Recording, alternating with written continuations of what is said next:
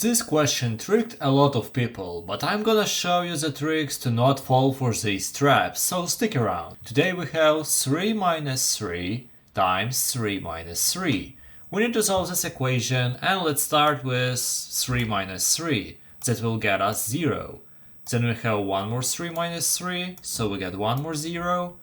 We multiply, and we get 0. And we get rejected from the school, because this is not the correct solution. And why isn't this a correct solution? Simple, because we need to follow the order of the operations, or PEMDAS. And PEMDAS says that we need to do parentheses first, then exponents, then multiplications, or divisions.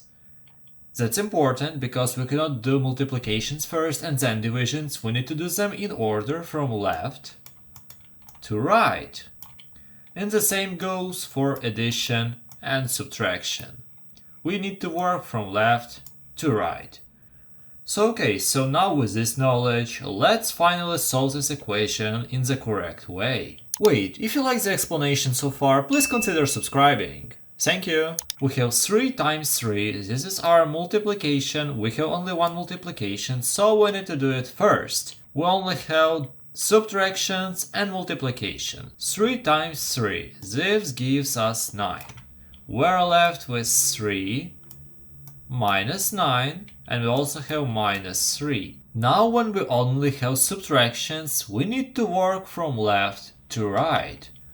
So let's start with this subtraction. We have 3 minus 9, this gives us negative 6. And we also have minus 3 over here. So we have minus 6, minus 3. So in the end, we get minus 9. So let's write this solution here. This is the final solution and the correct one. And if you want to test your knowledge in PEMDAS, watch this video, it has a similar problem. Have a nice one.